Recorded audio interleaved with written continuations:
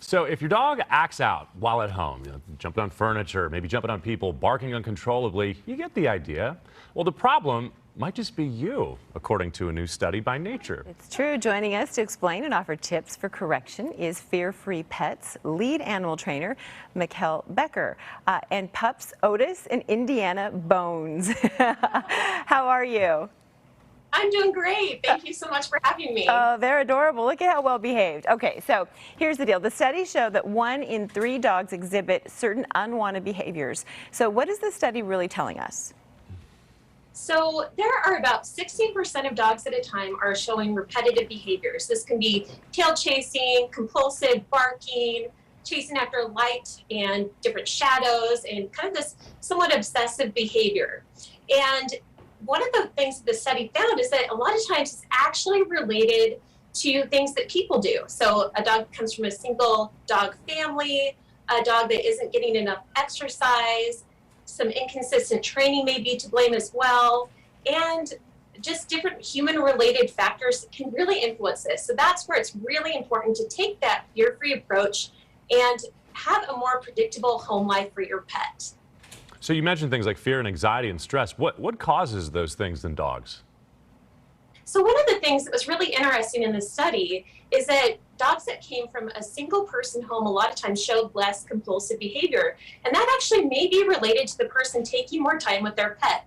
The more exercise a dog got, the less likely they were to show compulsive behavior. And also, those first-time dog parents, they were more likely to have dogs that showed that compulsive behavior. So that can also be related to perhaps not taking their pet in as soon as others may if there's an issue that's presenting itself. And also having some inconsistent home life and less predictable training with your pet. So consistency is really key with pets. Okay, before I ask the next question, does that little one just sit there and stare at you like nonstop while you're talking? Yes, he's Indiana Bones and I think we have definitely a love relationship. He's my man. If you get scratches, why not, right? I mean, it's just like just gazing at you. It's so cute.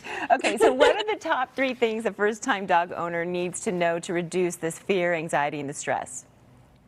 So what you want to do is let your dog be a dog. One of the mistakes that people make is not letting their dog do normal doggy things. So taking them out, letting them have sniff walks where they can explore, giving them different ways that they can work for their food. So rather than feeding your pet out of a food bowl, for instance, instead feed them out of a puzzle feeder. This really entertains their mind and gives them some physical activity, so that's really important. And having reward-based, fear-free training that is all about the pet's emotional well-being. So steering clear of any punitive methods and really focusing on the positive and rewarding that. The positive. The pause. The positive. So let's say someone at home is watching right now. They've got a pet and they want to provide what we call it enrichment opportunities for the dog. So what is that? Why is it important? So our dogs are definitely not born retired. They are born where they want to work, and dogs, depending on their breed, they have their own little mindset, their genetic predisposition to do certain behaviors. So for the dog that likes to chase, for instance, you can get them a chase toy. So something they can chase after, letting them use their nose to sniff out hidden goodies. So you may scatter pieces of their meal out in the backyard, for instance, and letting them do things. So dogs that like to dig, for instance, you can give them a dig pit. You can actually create an indoor dig pit. So different things that work both their body and their mind. Can you talk about what pet parents should do if they see their dog kind of exhibiting all of the bad behaviors, those compulsive behaviors?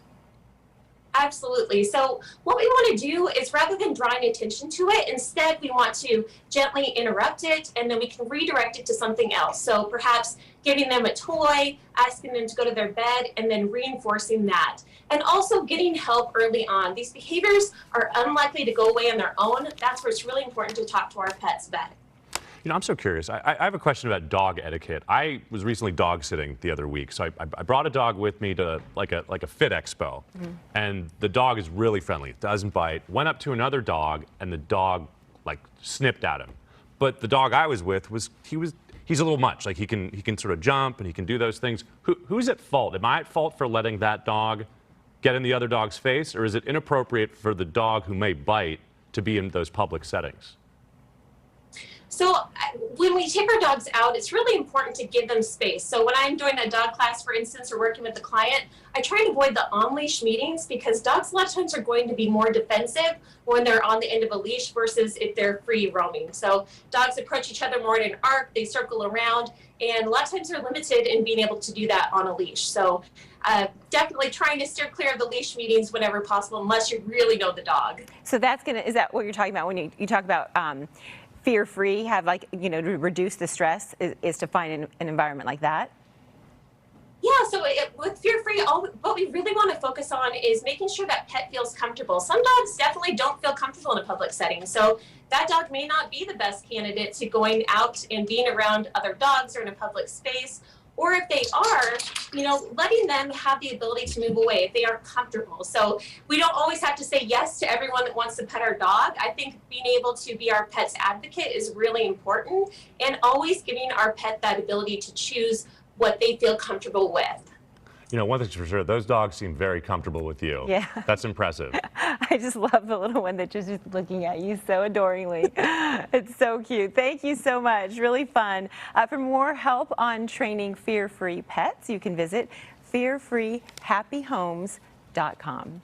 All right, don't go away, guys. We'll be right back. Unless I stuck by